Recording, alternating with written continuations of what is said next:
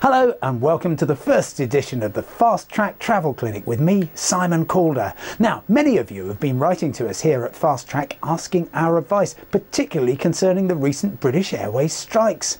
Well, Stephen in Johannesburg was one of tens of thousands of travellers caught up in the industrial action by BA cabin crew recently. Luckily, he got to his destination eventually, but I was booked to fly non-stop from Johannesburg to London and received an email saying the flight was cancelled. I was rebooked on Iberia via Madrid.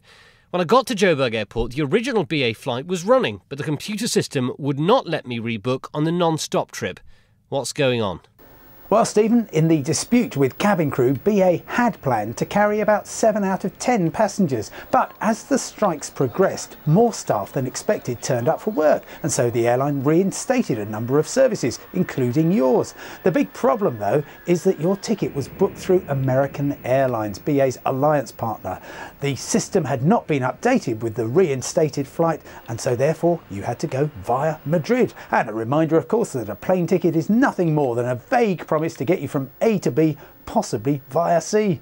And to add to Stephen's irritation, I understand his luggage was short shipped. In other words, left behind in Johannesburg. Now, here's an interesting email from Claire from London, which will ring bells with many frequent flyers. I'm a designer and I have to go to a trade fair in New York City with a colleague later on this month. Normally I take an extra weekend at the start or end and pay around $500 for the flight. But family commitments mean I have to fly out on a Sunday and back on a Wednesday. Suddenly the lowest fare is more than $1,500. What's going on? Well, Claire, the airlines are trying to squeeze as much cash as they can out of the long-suffering business traveller. That's what's going on. The Saturday night stay rule has been a thorn in the side of travelling executives for decades. Knowing that most business travellers want to be at home at the weekend, airlines often stipulate that passengers must stay over at their destination for a minimum of one Saturday night or pay a disproportionately high fare, even on the London-New York run. That's what's happened to you. Happily, there is an easy solution, on this route at least. If you book a city break package through an agent, then you qualify for what's called an IT, or inclusive tour fare, much lower than you could buy direct from the airline.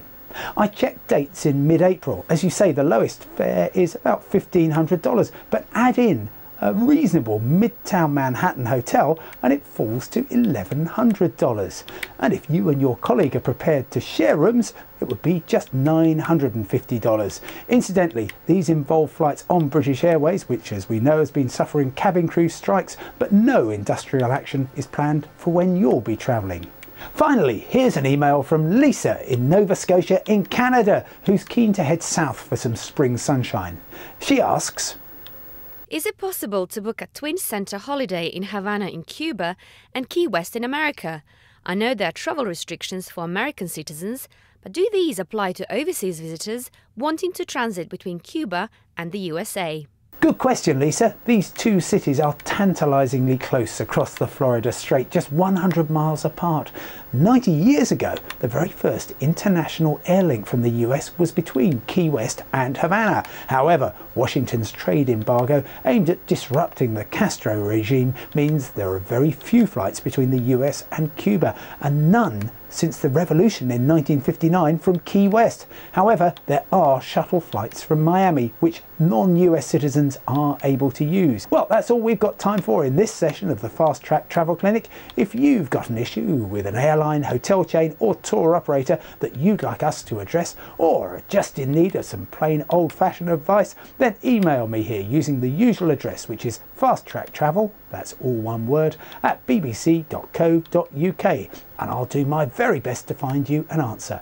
Bye for now and see you next time.